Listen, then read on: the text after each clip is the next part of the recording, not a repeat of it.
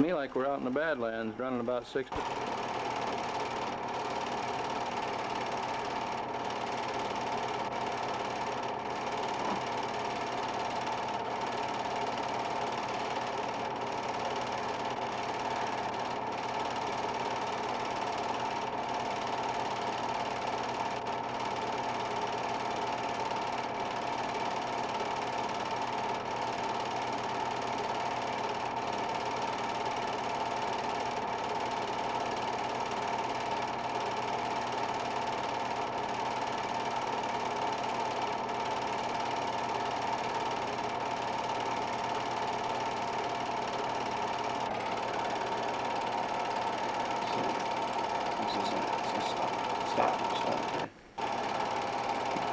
This is the start of the community hall in Reliance, about 1949. I believe they're preparing the ground there with a bunch of volunteer labor and tractors. I think those tractors were going around the basement. There's probably a little slip behind there. See that slip? I believe that's probably Hattie Krause's house in the background there. Most of the cement looks like it was mixed up by hand, and those modern trucks were really the wheelers. That was the outer foundation they were pouring there at the Catholic Church in the background. The church in the background. And those Mexican dump trucks are going pretty fast right there.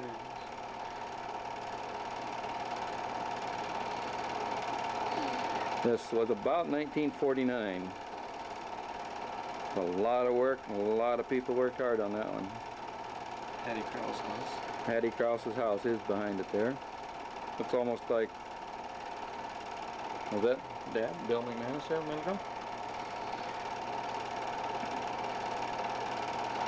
They're pouring the outer foundation.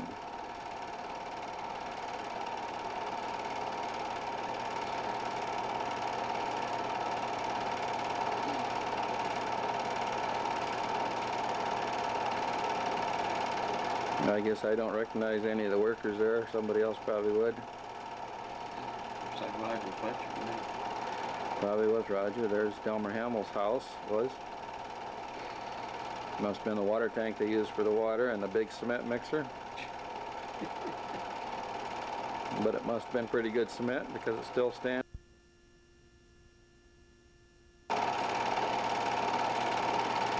He didn't look like he was really dressed for that. He looked pretty sporty and clean.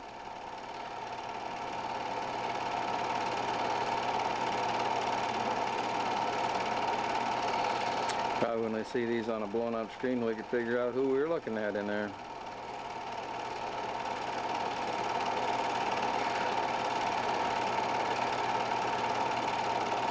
Must have had an overdrive in that truck. Oh, he was coming up. Now they're pouring the center parts, the cross portions of the foundation, and those were about 2 feet off the ground, and they were formed up. That's Roger, I'm sure, Fletcher. Could be Roger Fletcher there.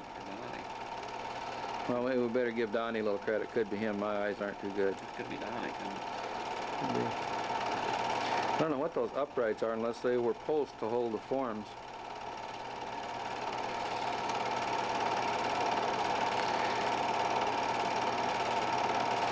Cement mixer probably got about half wore out by the time they were pouring all that concrete.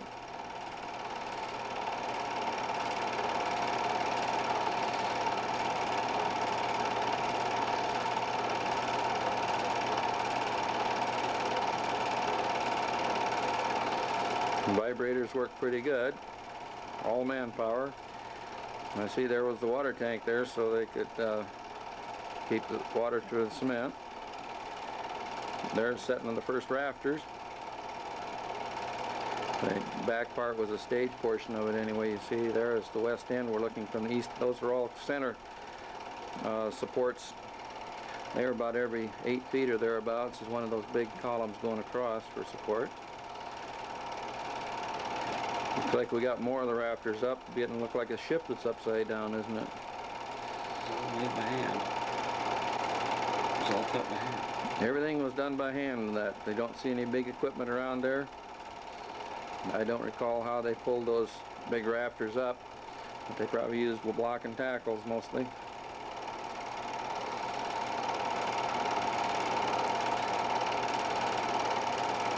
There's your floor girders going across. That's all cement. Somebody must have been up on top looking down. A lot of good men working there.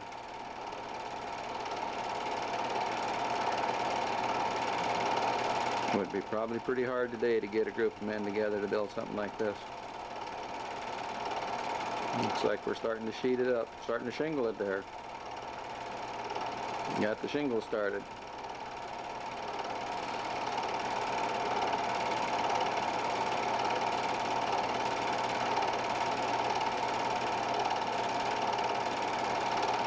Must be raising their scaffolding up a little higher.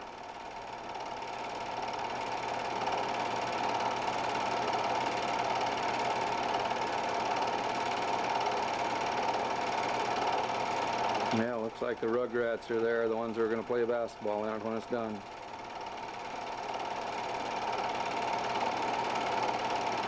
My gosh, we did pretty good. We got it shingled pretty fast. They're already up on the top part of it.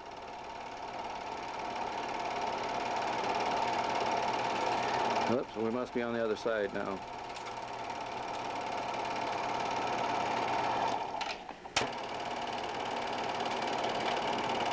Looks like Donnie, don't it? Overhauling the little doodle bug they had.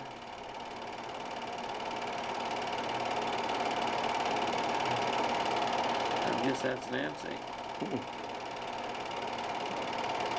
Rosemary Garland. Rosemary, isn't it? Yeah.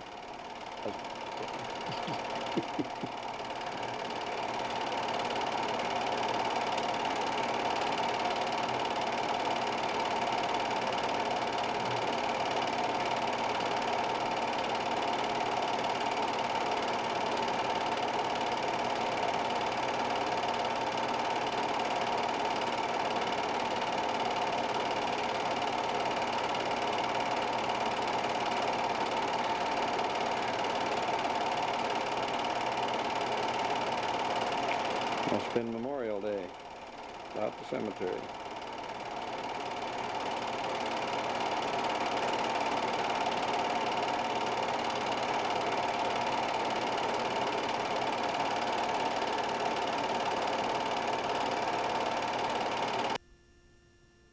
Time here is 2300.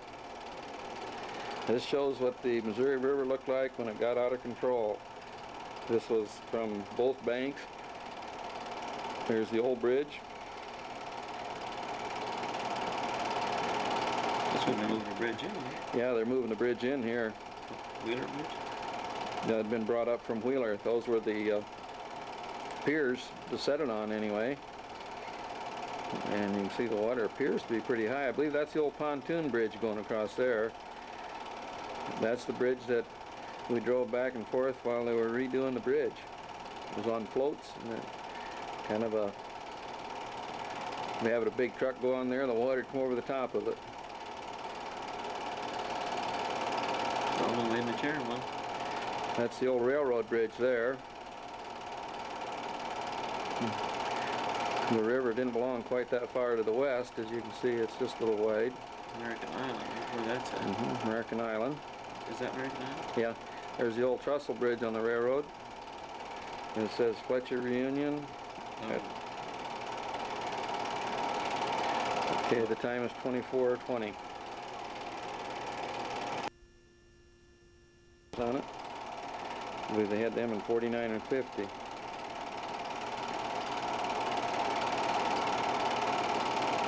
There's the community hall. What number's that?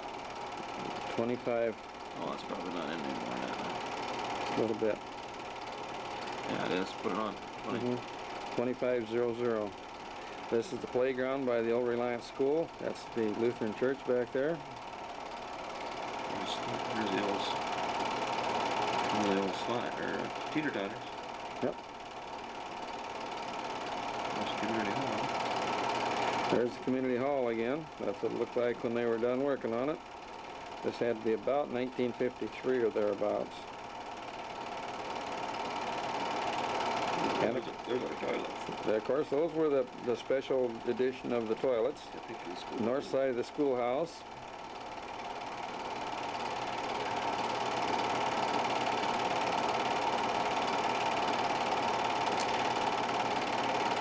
That's the south door into the community hall.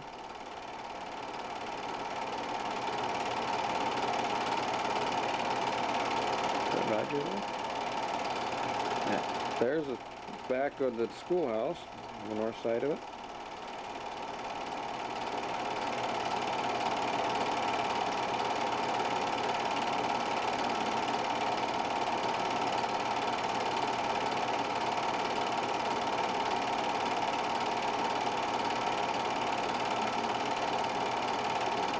The old famous teeter-totters. Remembering that one. The time is 26:38. Plant down in Chamberlain, South Dakota, hauling it to the dam up there when the dam was just starting to pour concrete. Let's see here. Now this one's a lot clearer. Buck Kanabe operated that cement plant for Milwaukee Railroad that time.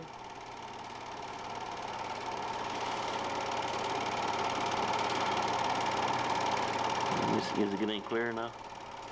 Yep, That's fine. good. That's good. Yep. Ooh, That's just some of the truck wheels. pretty good sized tires, huh? Yep. Ooh, this I can't see.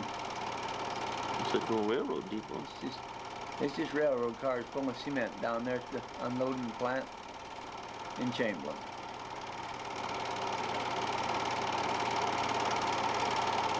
Ooh, there's a red Ford pickup at the dam. I don't remember who wrecked that one. Ray Norton. Well, no, Ray Norton wrecked that red truck right there, though. Really? Yeah, I hit a cable with that truck. And that's just some equipment out on the dam in early of '61.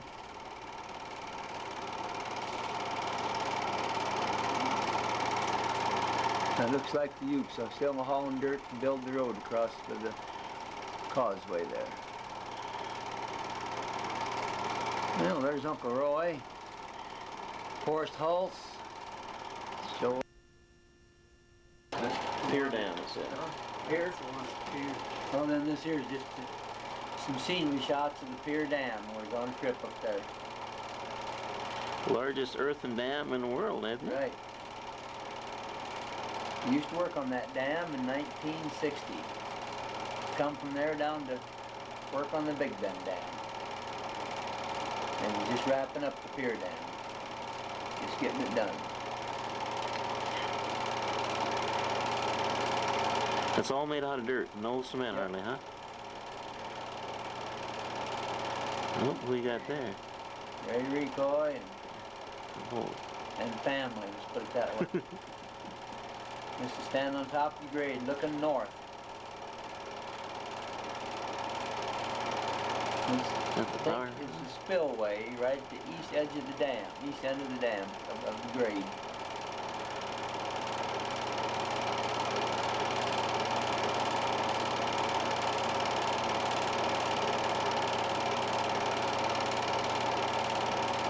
This is after it's all done, huh? This is after it's all done.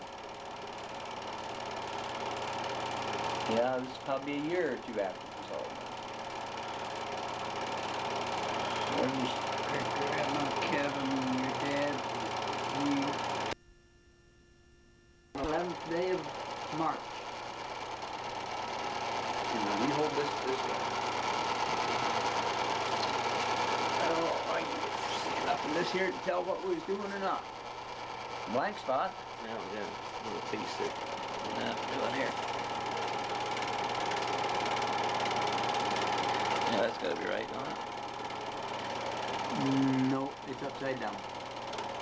I think. 61. This is where they buried the tunnels. They built them up on top and hauled them down the bottom and then poured cement around them. And tore out all the woodwork in them. This is a deep hole. It's 100 and some feet deep, and I forget how far across it was. What was in them holes? Tunnels. Oh, the tunnels. They dug that, Turbines? turbines, yeah. They dug that hole and they set the tunnels and then they poured concrete around them. That's what I did. I drove a truck, hauled concrete to them things. And mixed, they had a big batch plant right up on top of the hill. 3 4-yard buckets on a cement, or on a semi. Yeah, Ray Norton's the main engineer on this project. Yeah. He's the one that did all this filming. What year do you think that was? It was 1961. 61, huh? And there's the batch plant right there. That's where all the cement for Big Ben Dam was mixed. Well, that was a big one, wasn't it? Yep. What kind of truck did you drive? Well, I started out with a old beat up Ford truck, and then I got a brand new Diamond T tractor. We got it right now. That's a big conveyor going from the rock pile up to the top of the batch plant. I got no idea how many feet long that thing was.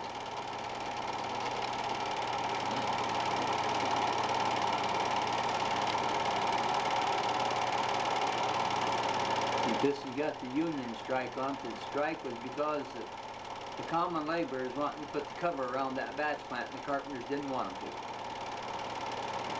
That's exactly why they struck. We went to work that morning. This here is, I'm evidently in the truck going down to the bottom of the hole with cement. Didn't want to put the cover over the conveyor, huh? No, around the batch plant. Or batch. Whoop, she just broke. Yeah. Right up. These will be some more scenery or pictures of the Big Ben Dam in 1961. There's one of the big gantries. It was about, I think about 65 foot from there to the ground. There's where you drive through the batch plant. Gantry, what they use them for? They picked the cement up off our trucks in them big 4-yard buckets and swung them over to where they was pouring them. Pictures of the dam. You can tell there, that must be when we was down in the hole there where they built where they set the top. We've now taken off in an airplane and we're flying over the top of the Missouri River. And what we're looking at is one of the sections of the bridge that came from the Wheeler Bridge, and it's heading upstream up to Chamberlain so that they can put it in place up on those new piers.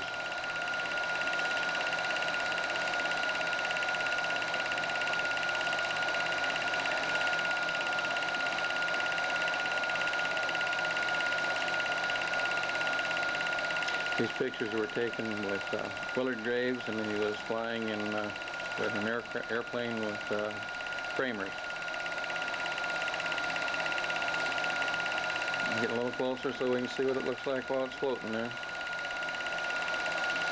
It looks like the Kramer Ranch where they used to feed cattle down south of Chamberlain. One of the first silos in this whole country.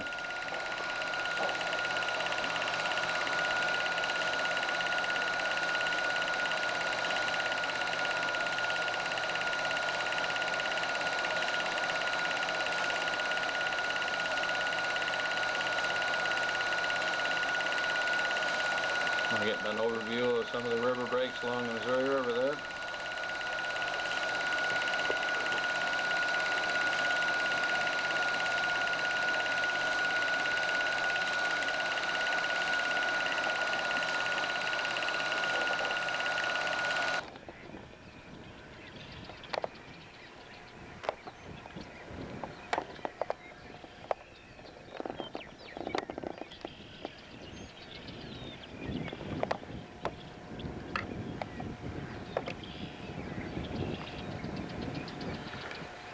This is April 21st out here on the McManus farm, and I just take pictures of some of ducks and stuff. In the last 3 weeks, we've had approximately a 12-inch snow and a 30-inch snow and a 30-inch snow, which is very unusual for this time of the year. So that's between 60 and 70 inches, pretty easy. And that's pretty official measurements. I didn't know guessing. Very hard on livestock, and I thought we've got lots of ducks here right by our place, as you can see. So there was this last snow after we got done, there was a straight across the prairie, and from my legs to my crotch is 28 inches, and that's how deep the snow was, level across the prairie. It didn't blow, which is very unusual for South Dakota. There are geese and ducks and whatever here. All along over here, now you'll run into a few more. That's just west of the dam bank there, that black roll. You can pick them up out there. You can see them kind of flying and fluttering along over there. I hope they didn't get caught out in the storm.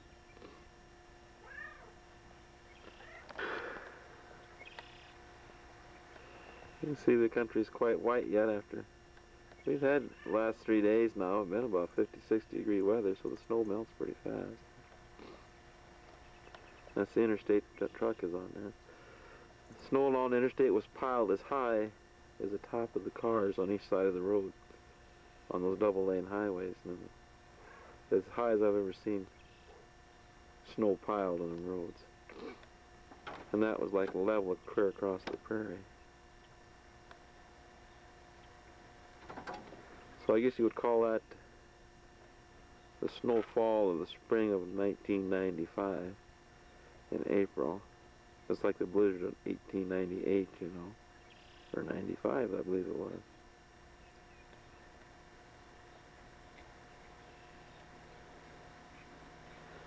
There's the town of Reliance, you can see from here. Those buildings standing up there so tall are part of the elevator. And you can just make a, between those trees on the right and the trees on the left is where I've managed for the last 25 years and worked for 33, the Farmers Union Company Reliance.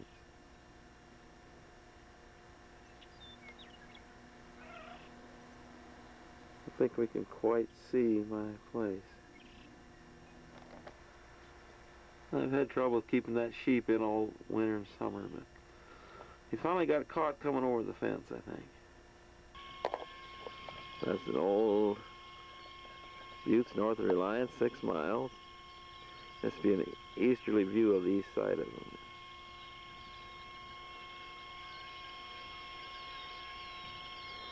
I'm doing some scenic touring here on April 24th in the middle of the afternoon. These different pictures of different historical stuff to our family and an interesting thing over the years that happened.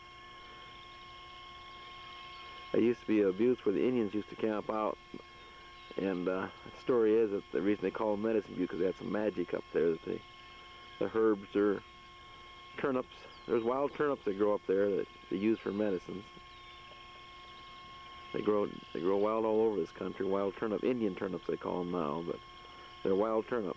They're just like the tame ones, though they're just a lot smaller. They taste about as bad too.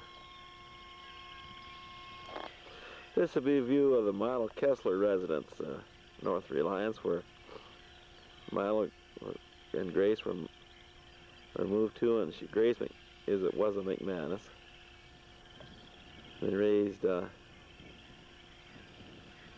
family there. That's the original house there. We used to think it was such a large house, but yet looking at it, it probably isn't that large. The garage is one of the original buildings right on the right side of there, and the building, smaller one on the beyond the garage, is another one of the original buildings. Larry Larson now owns this place.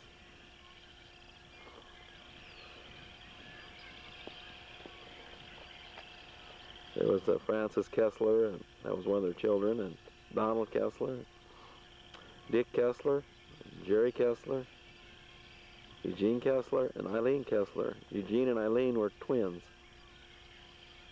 So they raised quite a nice large family in that area there.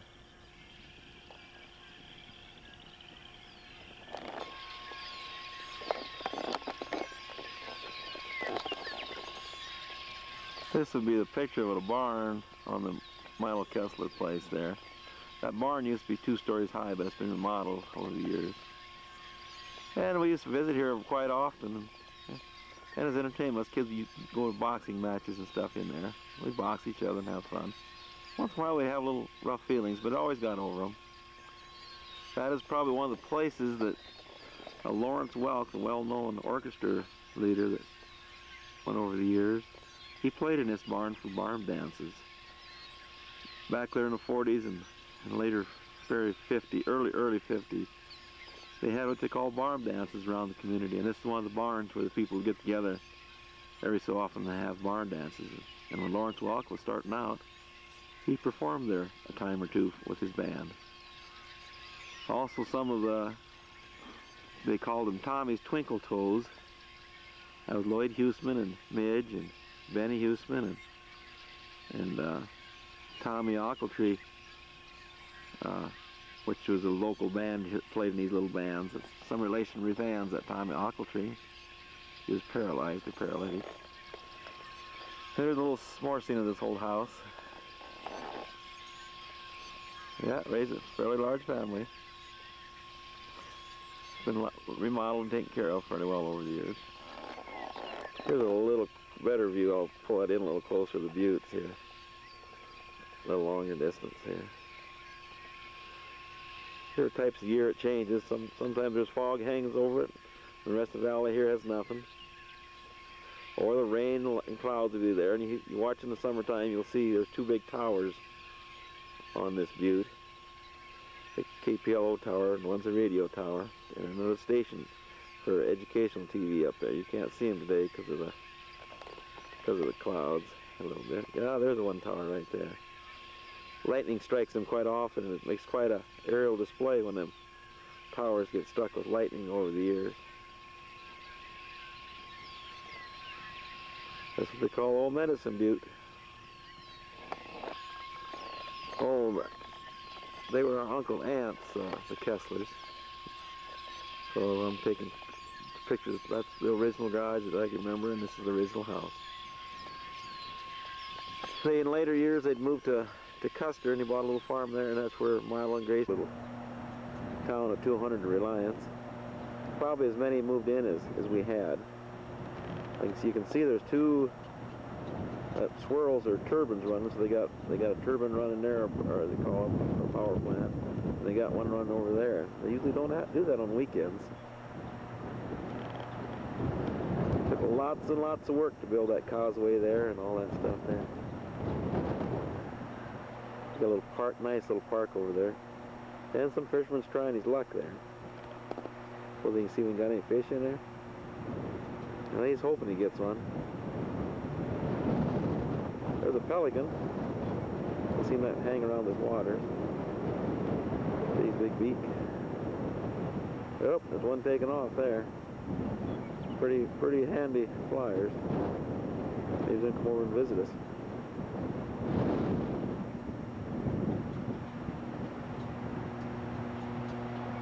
I don't think so. Pretty big old bird, aren't they? They'll look for a little lunch there someplace. See, the current's pretty swift. They float down them, and fish come on top of the water, and they nab them. Good feeding area for them all along that bank there. And those people right there, they're not allowed to be there. But they give them privileges. If you're a native, they can fish along there. They don't seem to bother them as much.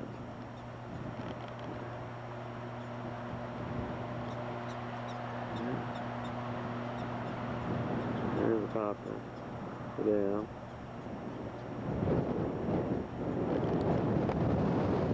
Big Ben Dam, Corps of Engineers, Fort Thompson, South Dakota. You need that or not?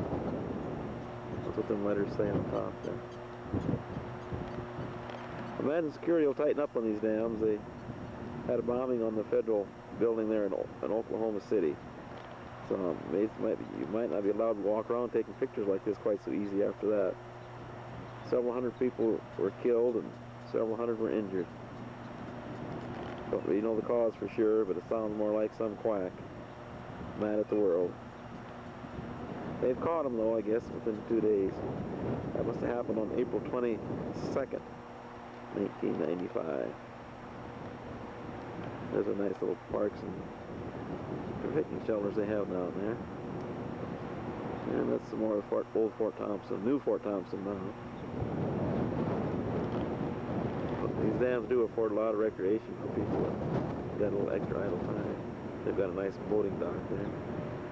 Rumor is they want to turn all this recreation area back to the Indian Land for Trust or something. I haven't really figured out what they're trying to prove there. There's a nice little rest area down there. Well, that's it for Big Ben Dam. Here's a little closer picture of the pelicans.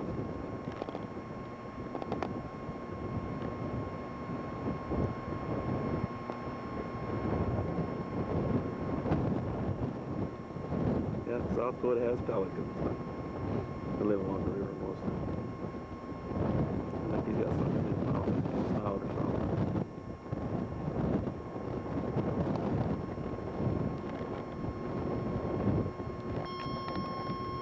That's what you'd call the Big Ben Dam, Corps of Engineers. This is where we've been. There's a car down the road here, better get out of the way. Here's something different here. They started this casino business on these reservations. And this is what you call a portable casino. It's like a balloon, like a big tarp. And it's supposed to be long life of about 5 years. It's been in operation about 3. Hasn't fell in yet, but it's like a big tent. But inside it's all got the gambling facilities that you could ever find. Lodestar Casino, Fort Thompson, South Dakota. They make lots of money, them casinos. The white people are finally paying them back. You can see there's a charter bus in there from Minnesota right there. Minnesota City. See, they get charters from all over these places. The local people support it, but it's the traffic that come in and out. This is on a Sunday noon, so probably isn't crowded as some days. This would be another view of that casino from. It's got a big old white blimp in it. There's some of the buildings that we built over the years for them. A nicer looking building, I believe, is the Lowerville Tribe, or Crow Creek Tribe. This is Fort Thompson, Crow Creek Tribe Law.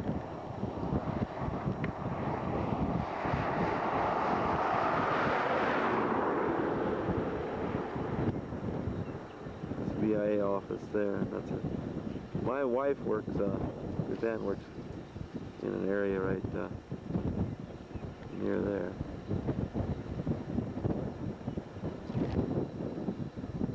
These are some of the houses they're putting up here for them again. They moved from one house to the other. As you can see, they put in some fairly nice places for them.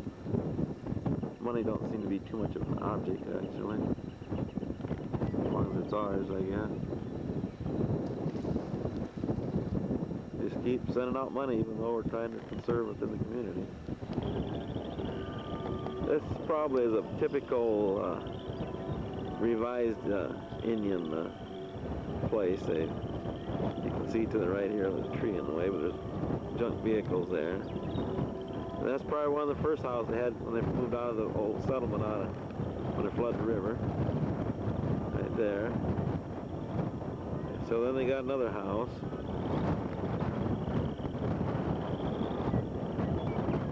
And that's their newest house they received. This is their second house they had over here, more likely. Then they tore it all up, so now we got a new house again, right there. And that's the typical way of life. It seems like people get something for nothing. And on the other side of those trees, you'll see a whole bunch of junk cars and stuff, but I can't get them. That little shack right there, the littlest one is probably a home shed. From years ago, you can see the windows in there. Like a claim shanty. I moved to that. And there's vehicles there, partially, but that's the way our taxpayers' money is being spent here on these reservations. Go from one house to the other. Some family looks like as high as 4 and 5 houses in 10 years sometimes.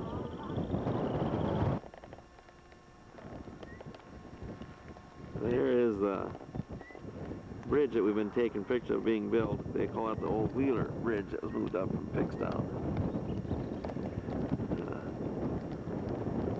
There's the spans, as you've seen in the earlier pictures, were being put on by the different areas. Cranes. They flowed them up from Pickstown. So that's the old Chamberlain Bridge, where they're trying to put back on the historical museum right now. It's Missouri River. You can see there's a few fishermen out there today. It's just a view from north of Chamberlain. There's 3 bridges there. You can see the center bridge is I-90. That's I-90 bridge built back in about 1960. 5 or 6. And then from beyond that, where they got those trestles, they call that the old railroad bridge. And pylons. It was built when the railroad connected Lyman County and Brule County together. My Uncle Bernard Lippens worked in that railroad for between 30 and 40 years. He could tell exactly how long it is and how year it was built. My brother Bernie McManus worked for my uncle there, and he always claims he's the only one that put the lights in that goes across the bridge there, on that railroad bridge, that far south one. Of course, he might tell me a story too. You can see it's a very long bridge. One of the longer railroad bridges, I believe, in the state of South Dakota. I don't think there's anything longer than that. Northern Missouri. As you can see, there's the first bridge here is what we always call Wheeler Bridge or Bailey Bridge that was floated up the river in 1993, and they rebuilt it, started rebuilding in 94. They had it 80% completed at that time. So they had to do it twice.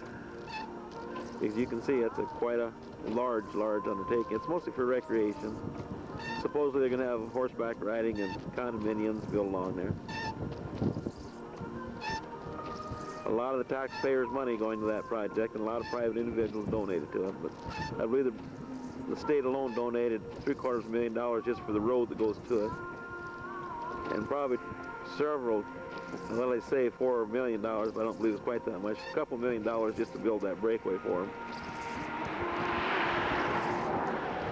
They call that helping out private enterprise, but supposedly not. I guess a guy could spend money foolishly more, but here, that's the way the country is anymore. Recreation is more important than reality sometimes. This is in Chamberlain, South Dakota, and this is the St. Joseph's Indian School. This is the church. When I was a kid, we'd always go to sister school. That's where we did all our praying. It's a Catholic establishment. They got a lot of their funds from the public are donating millions of dollars to them now. They're a multi-million-dollar business right now through donations to help the Indians for the poor. My daughter did work here several years ago. Or this last summer, as a matter of fact. There's a part-time job. These buildings are all new that I'm taking right now that are in through here.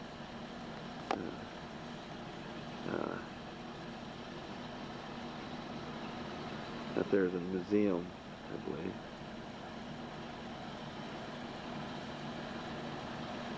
Right here is the dormitories where we stayed. It's just a quick shot of some of the places here. This is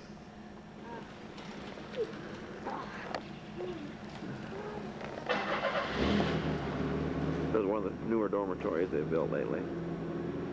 There's some little kids that want their picture taken right there. You can see they're natives that stay here. from all the reservations all over the state of South Dakota.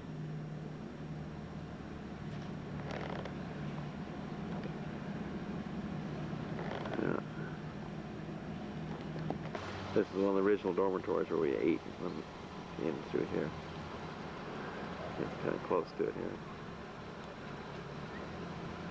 You can see it's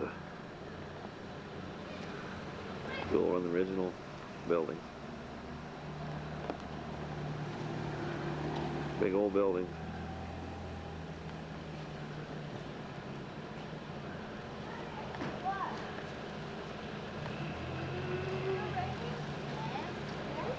Yeah.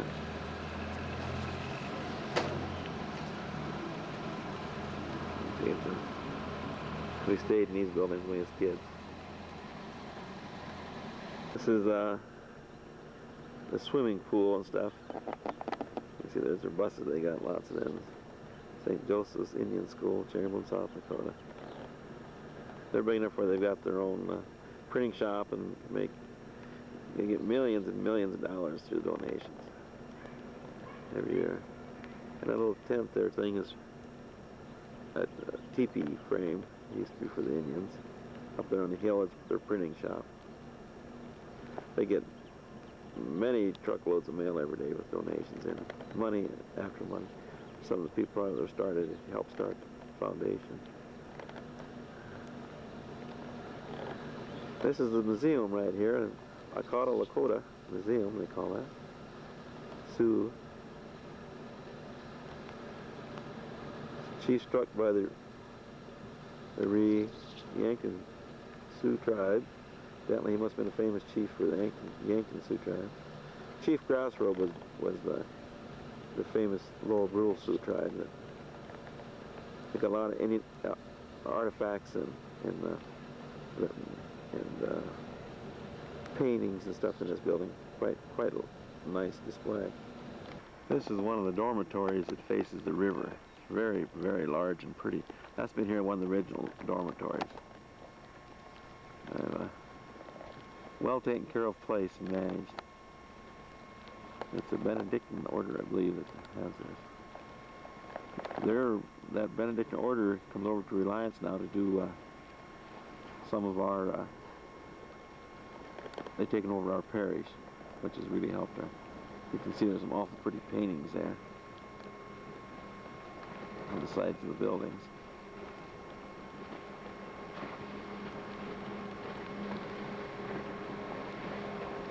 All Indian type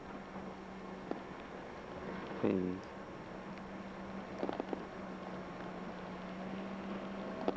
Let's get some of these in here.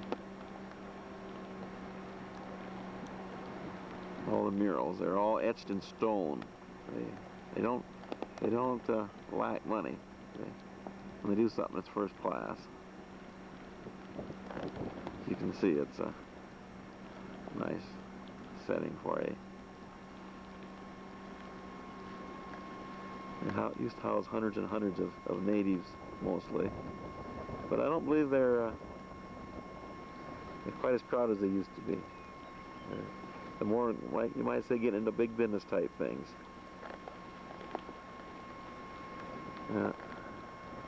Well, that's the end of St. Joseph's Indian School. I started way back in the early 30s, I believe,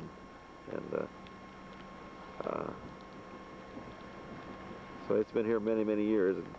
One of the biggest employers in the city of Chamberlain. Probably, I'd say up in the 400 or 500 people work here. Nurses and aides and teachers and whatever, and janitors. This is as you enter into the St. Joseph's Indian School. That's a little mural and that sign that says St. Joseph's Indian School, Lakota Museum. And that is their huge printing shop up there and storage area. You can see they got quite a large place here.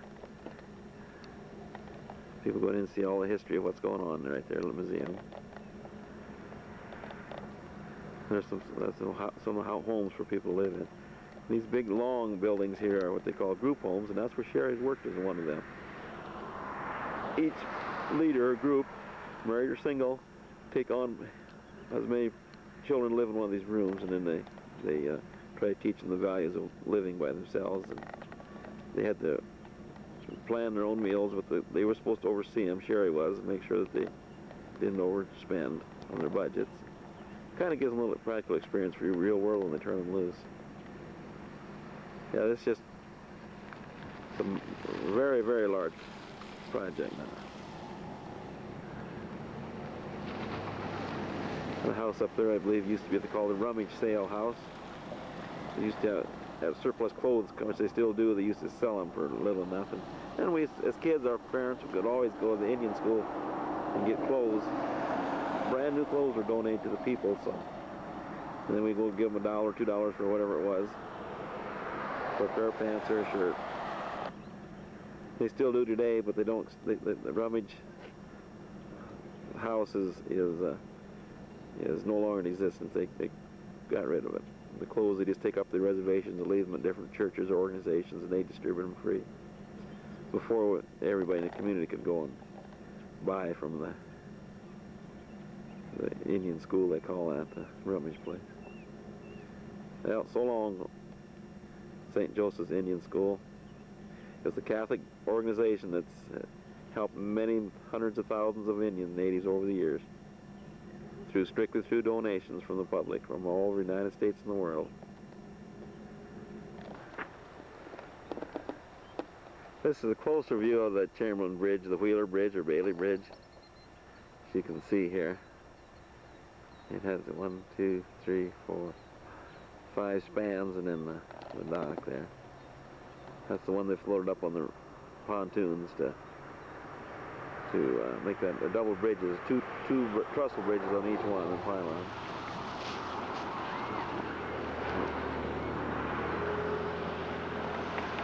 Try to make a historical bridge out of that. Now, those are cement pylons I'm talking about. Used to be the old railroad bridge go across there. When they changed the Missouri and stuff, they flooded it. They got moved down to the southern end down there. They used to cross this river, and he's making these bridges across there on pontoons, which really made the water would go, when you drive over the pontoons, so they would sink in the water, and you'd be driving over top of water. You couldn't really see where you was driving. And that went on for several years after. About 1952 or 3, I believe, after that big flood, they had pontoon bridges across it. The story is there were several, well, if it's barely got across one pontoon, they'd come unhooked and float down the river. They'd barely make it across the river. And this area down here is what they call Cadwell's Marina right now. And my wife, Ruth Ann McManus, worked there for approximately 4 or 5 years.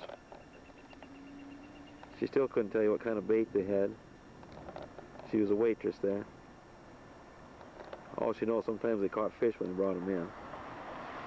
She's supposed to be a professional guide there, but sometimes these professional guides, these bait houses, are a little weak. Yeah, she worked there for several years, all kinds of weather. See, the old man's sun's coming out here a little bit on us on the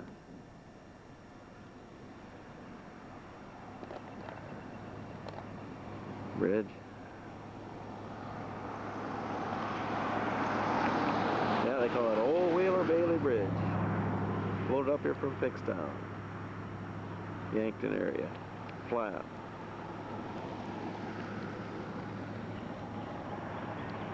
That's a water tower that serves the town of Oklahoma over the way in the distance. You can see some of the fishermen here on the river. So, this is what the entrance looks like to the old bridge, Bailey Bridge. See, it's kind of monstrous. The line's up there. It's a transmission line at RE8 goes over to Lyman County. It broke this past week without electricity for several hours. So they got a 5-mile-an-hour speed limit there for trucks. The bridge is getting not in too good a shape, but they're still using it today. Someday they'll spend a few $1 million restoring it as a historical piece, probably.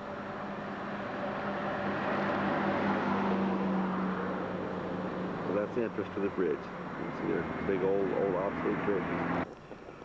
Well, this would be the picture of the west end of the bridge coming into the city of Chamberlain.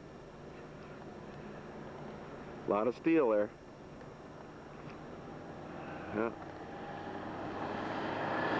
And there's a picture of the old cement found foundations for the very old railroad bridge. And there's that new Riverview Ranch that they're promoting so heavily here.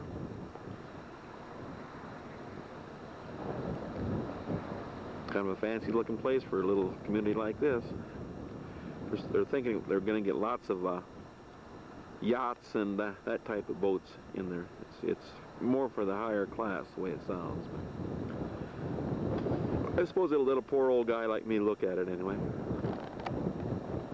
Kind of a pretty little place. Come out here today, I thought I'd take another shot from the angle of the bridge. It'll be on the historical list here one of these days. Kind of pretty out here right now when the sun comes out. Bailey Wheeler Bridge, located in Trammell, South Dakota. Maybe kind of shooting into the sun a little bit, but the top of that rock causeway is the old railroad bridge that Uncle Bernard Lippens and helped connect when they connect Lyman. I would believe about 1952-3 is when that was hooked over there. That's the newest railroad bridge.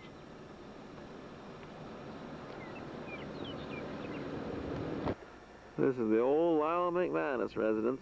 George and Grace McManus lived here, and they were the home family that started the Lyle McManus and Mary, or Lyle and Leo McManus, Evelyn, Marie, Dolores, Bill McManus, and Leo McManus. This is one of the places where they moved to when the kids were all raised and born. It was taken over by Lyle McManus in later years. And Lyle and Mary raised a family here of Charlie and Joel and Joan McManus.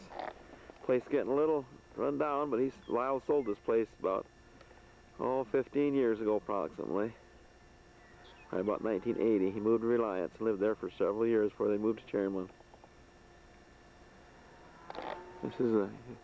We always thought this was a large house also, but can't get a good view of it, but you can see it wasn't much as it is today.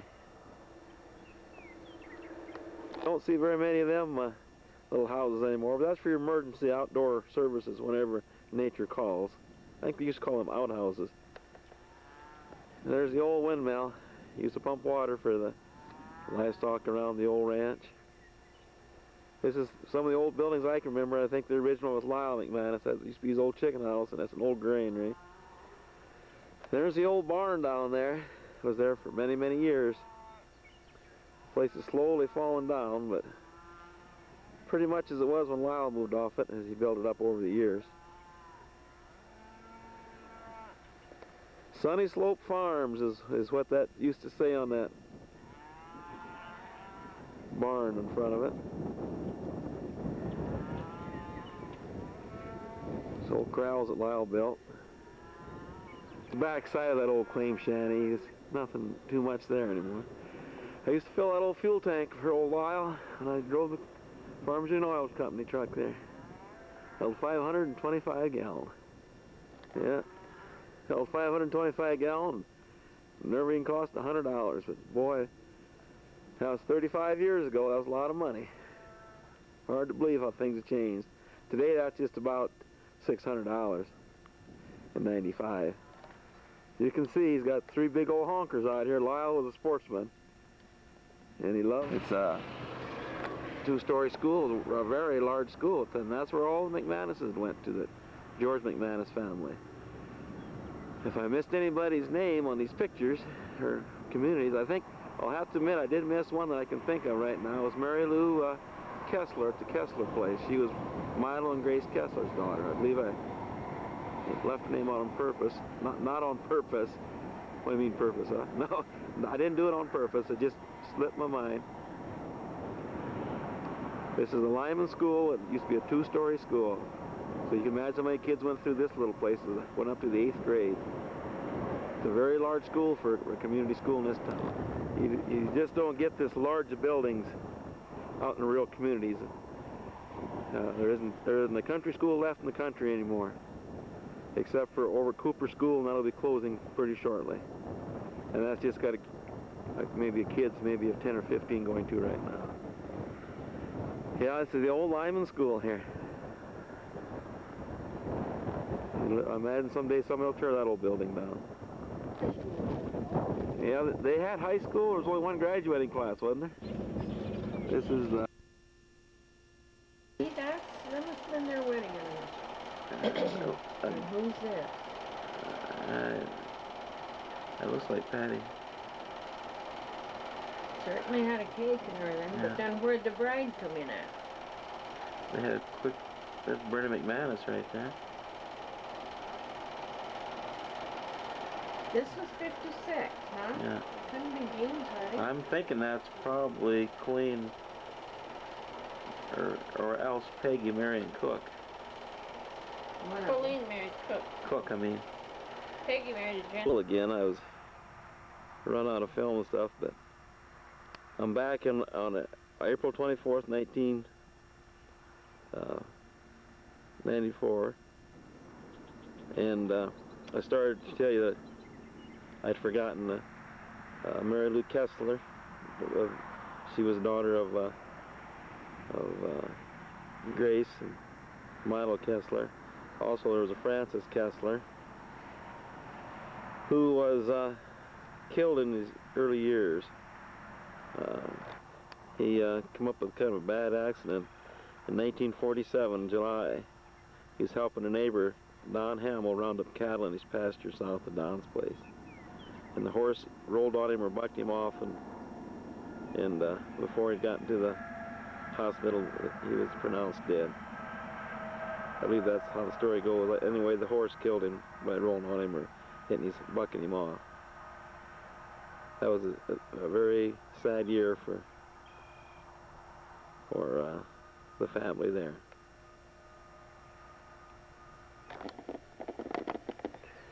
Here's another view of the Lyman School from the northern side here. Lyman School did have a high school and or 10 grades. One of the McManus did graduate from Lyman High School, and that would have been Dolores McManus. And she would have graduated, I believe, in 1939. It used to be a 2-year high school, I guess. Somehow or other she had to get her grades at Kennebec when she got her certificates. So that's about little history I know about Lyman High School. This here would be one of the old original buildings left in Lyman. This area here is where they used to be called the Vi and Abel Johnson store building there. They used to serve the biggest ice cream cones you ever seen in this area right here.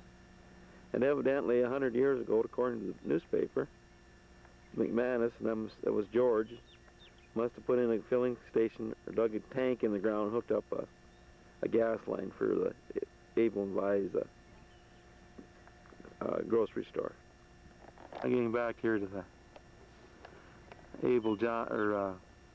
Ole Olson residence. You can see it was kind of a simple house.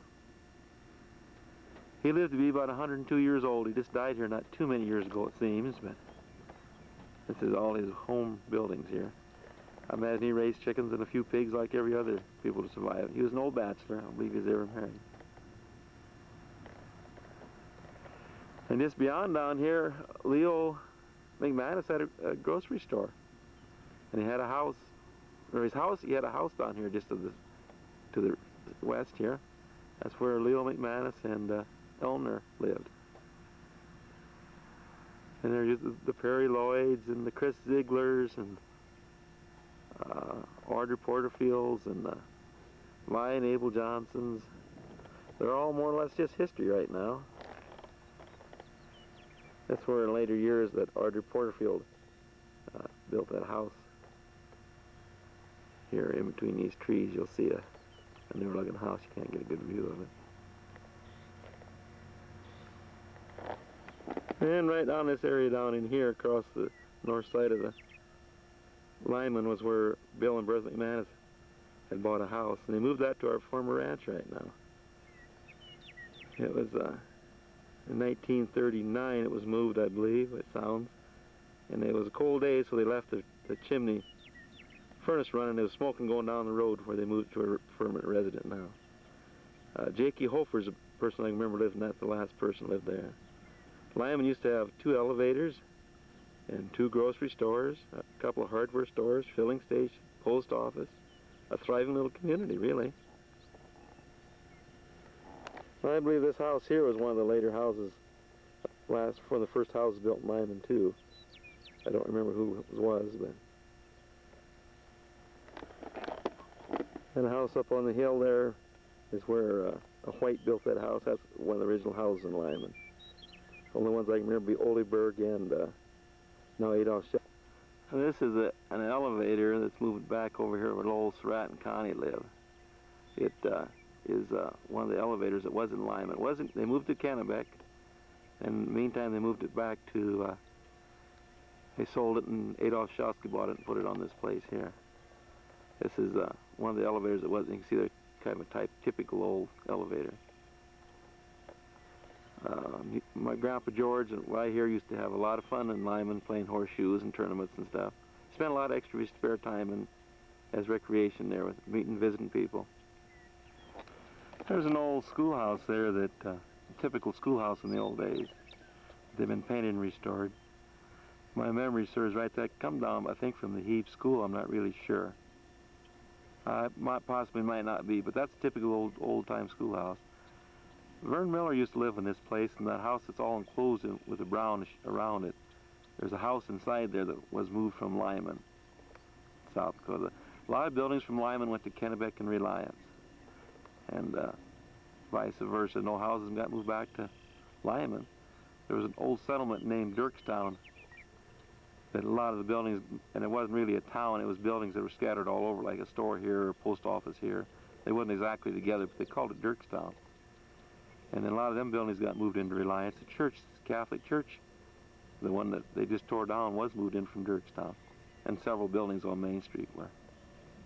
But that's a typical old school, kind of a pretty little schoolhouse. See, this is a view of our McManus family farm for Bill and Bertha McManus. This is quite a ways away. The house is original there, and I've painted and since remodeled it, but that is the house that was moved in from Lyman in 1939, according to Mary McManus.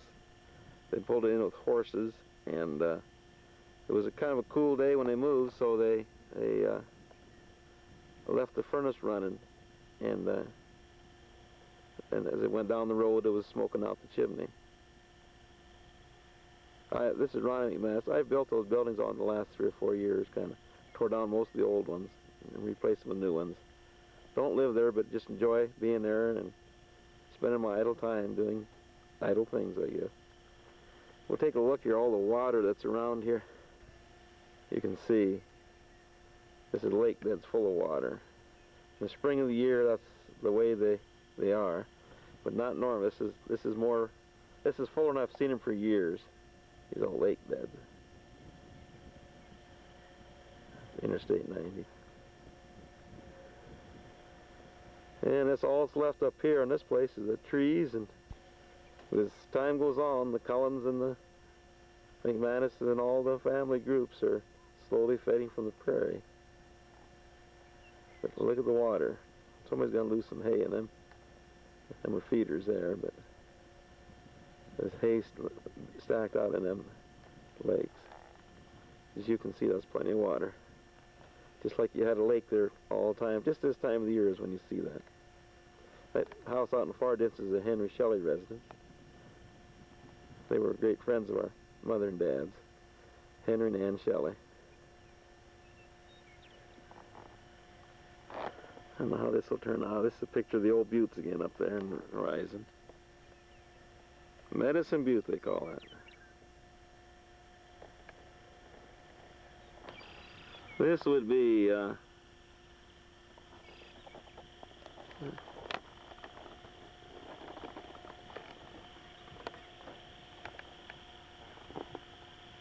this is the Bill McManus and Bertha McManus's family farm here.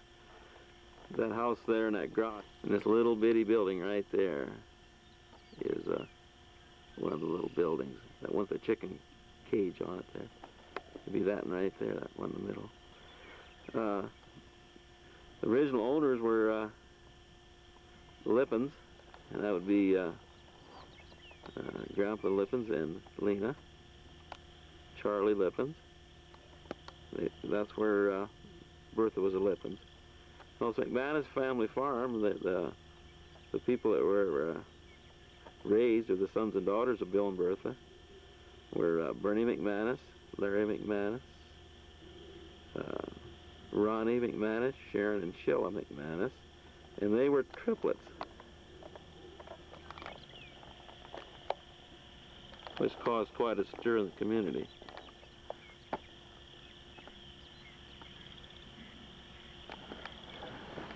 There's some of the water here, just west of our house. House where my mother, Bertha Lippens, or Bertha McManus, married Dad, and Bernard Lippens, they was born in that, they call it an old section house. They moved it out here, and they made a garage out of it. My brother Bernie was born out here in this house. Dad got pretty excited, I guess, out there. He stayed out in the living room and talked something about cattle and hogs and corn. I guess that upset my mother quite badly.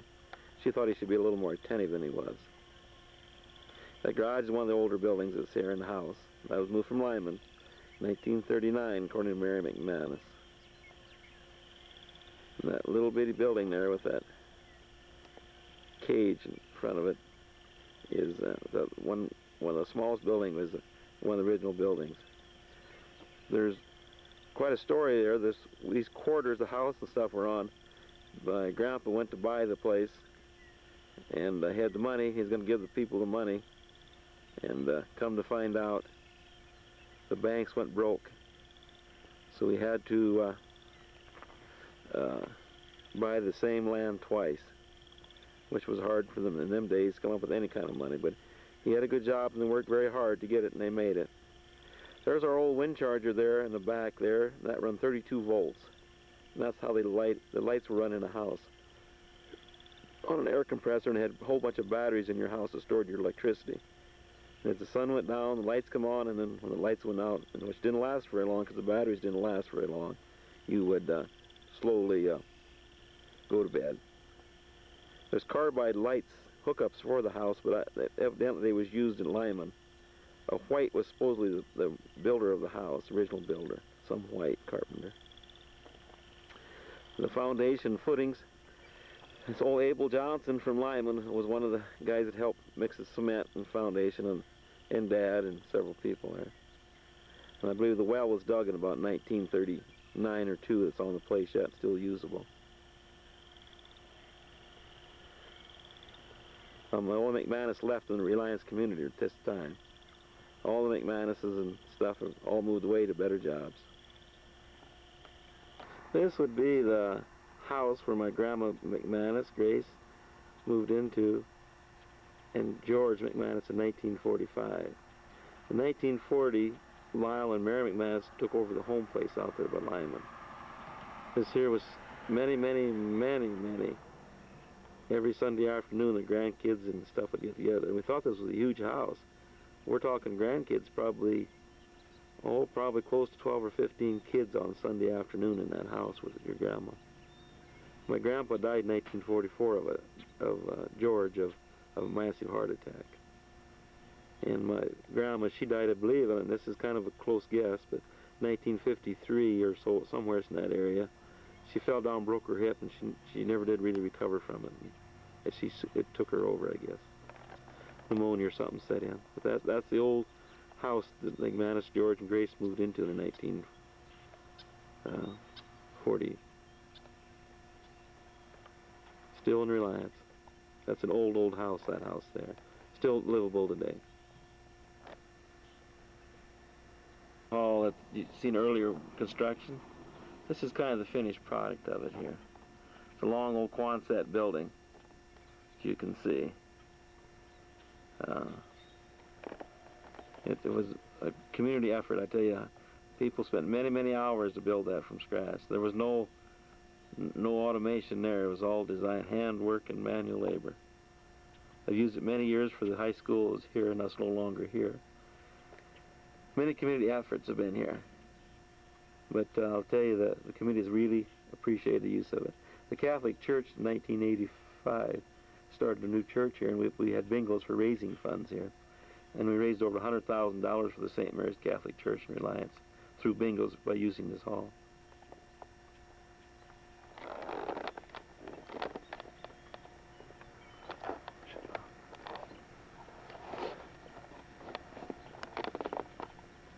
That was a community hall. Community sale out here at Grocery. There's a memorial that was 1985 St. Mary's Catholic Church. That was donated by Lyle McManus and Shelley's, that bell. He was always the bellman at every church. He liked to ring them bells. This cost approximately $200,000 when it finally got done. It was supposed to have been a $35,000 church, but as you can see, they added on to it quite a little. That was 1980. This is 1995. It's all paid for, and we're living off some of the excess funds we raised through bingo and church doings. But the money's slowly running out. People don't donate like they used to or want. And rummage hunting, the rest was through church sales, of rummage sales and car sales. We had a rummage or a community sale out here. Grossed the church about $18,000 in itself. And we consigned items from all over the area. A lot was donated and a lot was consigned. This little steeple they built there to make it look more like a church. He come over from Holland with Lippens, and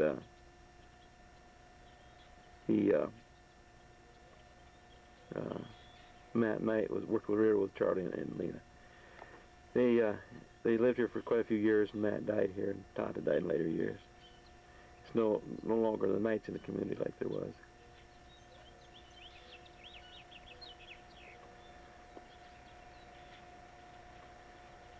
He used to brag about his catching the biggest catfish. He always kind of skipped church once in a while. And he had a kind of a hardship. He just bought a brand new little car down here at Partning's garage. The story is. And when he bought the car, he went to the bank and paid him. The next morning, the car dealer come out and got the car from him. His check was no good. The bank went closed on him. So they had their hardships too.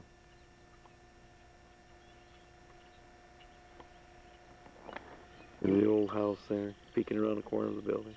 The old trees took it. Hope it turns out as good as I enjoyed making it. So this is April 24th, 1995. Been taken by Ronnie McManus. And I guess I've only been on this land for 50 years. She looks awful good this spring. Probably one of the wettest springs we've had in a lot of years. Prices are poor and people are depressed because of the storms, but it seems like the country has a way of working itself out a lot of different situations every year. After years pass, it don't seem like it's near as bad as we first thought. I'm only about 10 feet away from him. He don't seem to be too afraid of me, but I want to give a little recap of the uncles and aunts of the McManus side. While I'm doing it, I'll just record some of this stuff that's here today. You can see he's kind of strutting around there like he owns the place, but yeah, maybe he does. Down there you can see there's quite a number of geese.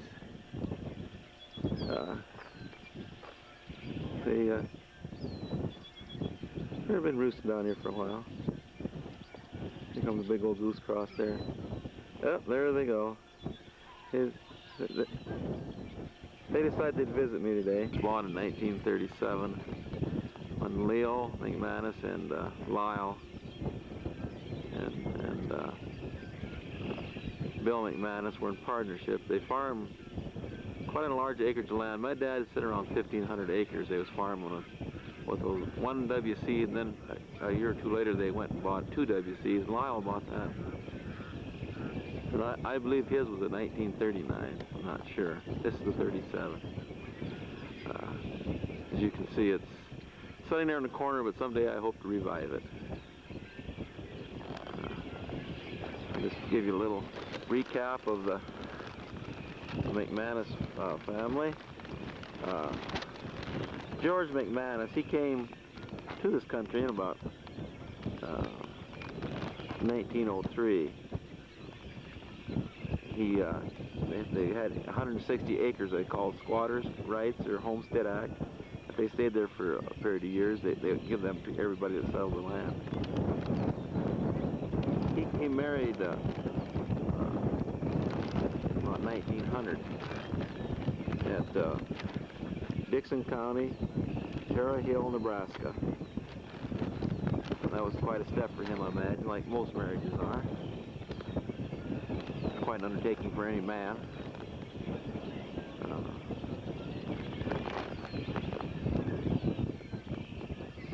Grace was a Cullen, who also had relatives in that same area, and along with George came, well, they called him Uncle Jesse or Jesse Chamberlain. He was some kind of relation to the two of them. And Uncle Bill Cullen, that would be Aunt Edith, she was a Cullen. Also, they formed the 4 original quarters that was on the George McManus homestead out there by Lyman. And later years, Lyle McManus bought that from his mother, I believe in 1945, and she moved to Reliance.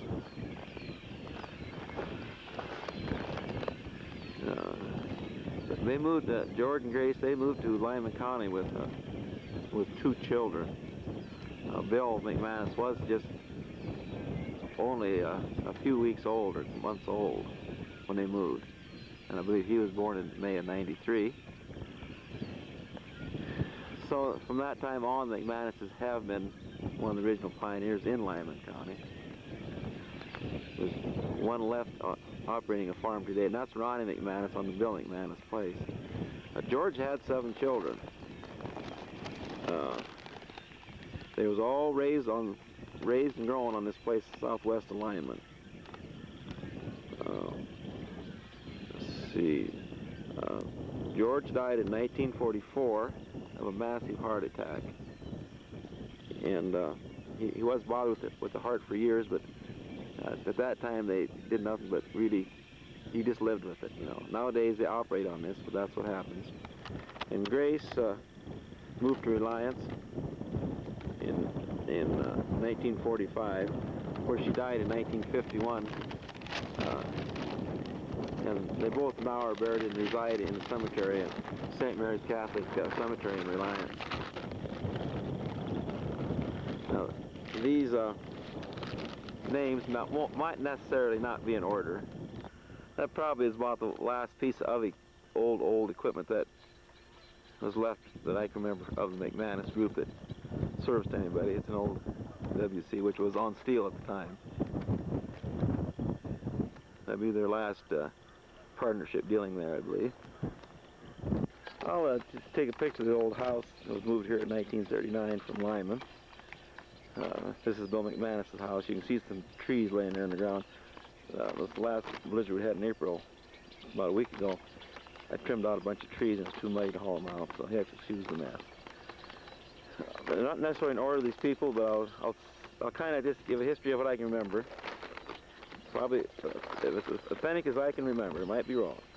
Evelyn was married to Howard Sturgis, and they moved to Belle Fourche, South Dakota in their later years, and he helped his brother in the salvage yard in winter, and also a glass type business. And he worked at different other jobs as a foreman on the roads. I believe it was kind of within with the cement, and it's building some of these bridges here on this old Battle Creek road, they call it here. It's the old road north of our place a mile, but it's no longer in existence for a highway. But used to call it Battle Creek Highway. It used to run through Reliance.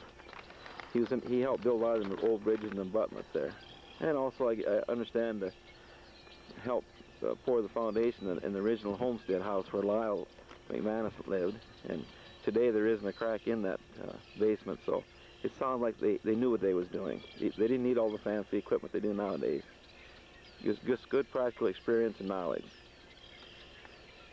For many years, Evelyn worked as a housekeeper for the bishop there in Rapid City of the Catholic Diocese. And she served her duty and faithfully day after day. And they was very well appreciated, as you can tell at the nice memorial and writing we have about her at her obituary when she passed away. They had a family of kids, and they've all grown up and went their other ways. Once in a while we do get together to see each other, but not like relatives should, I guess. When you're so many miles apart, we just don't get together like we used to anymore. Dolores married Marvin Oden, and she married in later years of her life. She helped her mother for many years and did work around Chamberlain, I believe, and possibly I believe at the Indian School as a secretary and stuff. But I can't remember exactly what she did. She did different jobs in that area. But she married this Marvin Oden, and he was a construction type worker. And after their marriage, she traveled quite extensively to different parts of the country, as most construction outfit crews do. He was the foreman of this project, and I don't know the name of his organization, but since I believe it was in Oklahoma was her last place that she had lived. She has died, and her husband both over the years, and so that is another one of our relatives that's no longer here. And there was a Grace Kistler, and she married or Grace McManus. She married a Milo Kistler, and they lived in several different places in the Reliance area. They finally settled in a place northeast of Reliance, and we always call it the Old Kistler Ranch. As I go by it today, it still is what it is in our minds. She married Milo was from Hartford in that area, I believe. And I remember one story they used to tell that the Hart Par tractors, the big old tractors mounted on steel, they drove that old Hart Par tractor on steel wheels from Hartford to Reliance. My dad, Bill McManus, and Milo took turns driving. I think it took them about 3 days to make the trip with that old Hart Par tractor. So they did everything back in days when people forget about how hard it was to make a living in 10 days. Nowadays they put them on a truck and pay the bill, and then cry about it. But they just accepted hardships and a way of life. They're what you call the old pioneers and workers of the community. Grace and Milo were both quite adventurous type people. It seemed like anything new, Milo liked to try it out, and he was one of the first men to have a hay mover in the community, and did lots of work with that in that area, which made it a lot easier than moving in these stacks on a hay rack and then pulling them off by hand. It loaded by itself and then unloaded by itself, which is quite an invention for this country. And Grace raised a nice family northeast of Reliance, and her later years, her and Milo sold out and moved to Custer. And Milo died out in Custer, and so did Grace, and they too are buried here in the Reliance Catholic Cemetery. I'm not so awful sure when I was given the history a little earlier, and if I didn't, I'm going to put him in now. I believe I forgot to put in that Pat Kistler was one of the Grace and Milo Kistler's children. I don't recall if I did or not, but Pat was out there and did just his share of the work like every the rest of the family did. Marie Woster, Marie McManus married Henry Woster, and she's always the one that seems to get picked on in the family quite a little, and not picked on, but jokingly, yeah, and has a very good sense of humor. She is living yet today, and she's residing in Chamberlain. She is one of our 2 living aunts that are in the community right now. That's all we have left of uncles and aunts of the 14 aunts and uncles we had on the McManus side.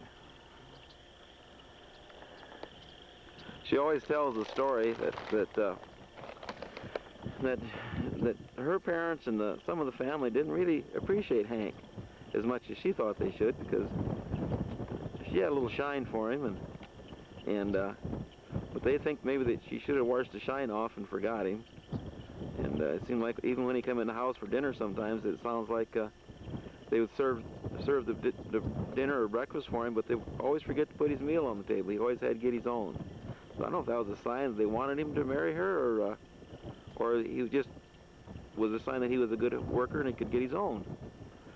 Well, she also recalls that even the last day before the wedding, when he was getting ready to go to the wedding and dress up, her mother asked her, she says, "Are you sure you want to marry this man?"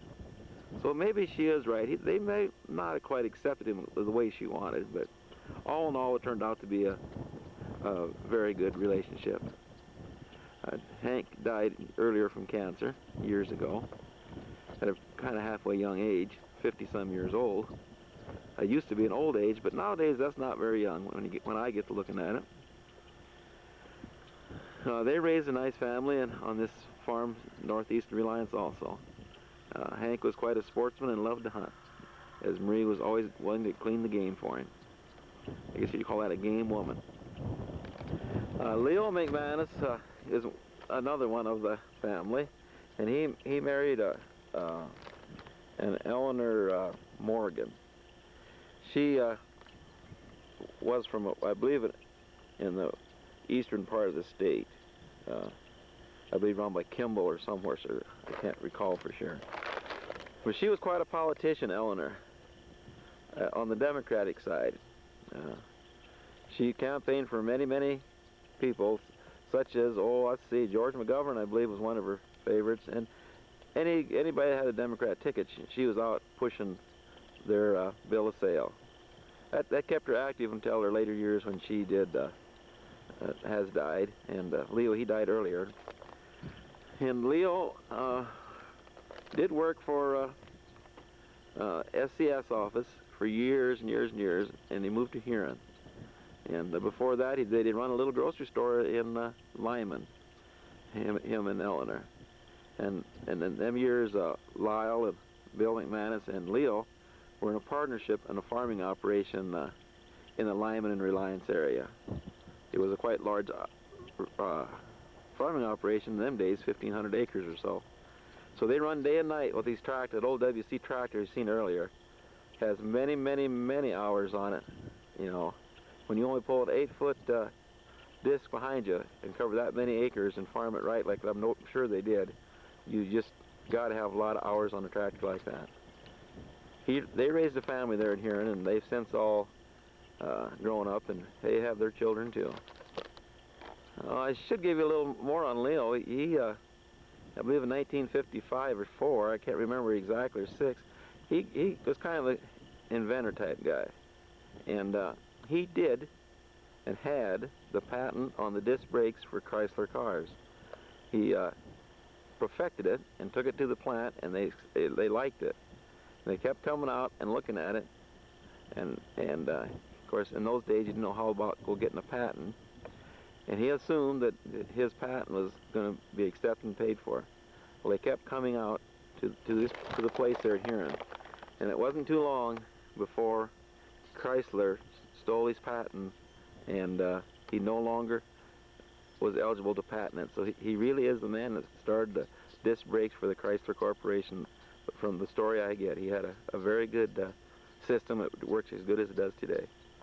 Lyle McManus married Mary Ryan in 1940, and they lived in the Lyman area all their life, except when he retired in 1975. They moved to Reliance for about 14 years, and then until his passing days, he moved to the rest home for several years, and Mary moved later in 1990. They farmed the homestead all those years, and endured all the hardships of the 30s, and like every other farmer at that time. But along with their grandparents and parents. He drove a truck for S.A. Porterfield after some disasters hit him in the middle 50s of a terrible, terrible hailstorm that knocked holes inside of the houses and buildings, and they had to do something to get their income up a little higher. He also trucked with Bill McManus before he got married, in 37 and 38 old Ford trucks, and that was when they was in partnership in farming also. So they was also pioneer truckers, you know, of grain and cattle and whatever was there to haul. They was eligible to do it. Lyle also has raised a family, and they've all dispensed, and one is in Chamberlain. That's the only local one in the area right now. So there's only, and Mary is still living, so she is our other aunt that's still surviving the years of duration of livelihood. And Bill McManus was the second child born, but he was, in 1903, he was 6 weeks old when they moved from Nebraska to Lyman to claim their homestead. He married Bertha Lippens of Reliance, and her dad was a pioneer, Charlie Lippens, of coming over from Holland through Ellis Island, and he was a foreman of the railroad, Milwaukee Railroad, that was started here in about 1905 or 6. So on her side, there's pioneers too that helped develop the country. Kind of like Marie, I'm assuming that Bill McManus, the way the story is, wasn't accepted quite as widely in the family as maybe a little less accepted as Marie was in hers. There was quite an age difference between Bertha and about 15 years, and I think it's for some reason or other, and I can't understand it, they thought that maybe he was a little too old for her. But they had 5 children, and they seemed quite compatible, and over the years they suffered and struggled like every other rancher or farmer. They end up moving here in this area in 1939 from Lyman, so this house was one of the first houses built in Lyman, I understand. And it was on the north side railroad tracks there, at Lyman. Bill got a reaction to rabies shots in about 1959, and it paralyzed his nervous type system. And he struggled for approximately 10 more years between cancer and rabies that it got him. So, but he left the kids and family a heritage and a family to keep on going. That's the will of life, it seemed like, with the McManus family, is just have to keep trudging on. He also tells me the story when of his trucking one time. He was hauling some cattle down for Ray Schindler, a farmer here, down by Whitten, which he had some land down there in the 30s. And it was at night, and they could only haul like 7 cows on one of his big trucks they had, you know. And one of the cows jumped out. And the time they got stopped to get to see where the cow was at, another one jumped out. So they had 2 cows out in the middle of the night. And this was when the things was dry around here, and hardships are very hard. And so Dad was going to go try to chase him in and catch him or find him. Going to stay there all night in that one spot. And old Ray says, well, he says, you know, it's a terrible thing to say, but these cattle ain't worth nothing. He said, we just well let them go. Maybe they can find something better to eat wherever they go. So that tells you how hard times were at that time, when they didn't even want to pick up the cattle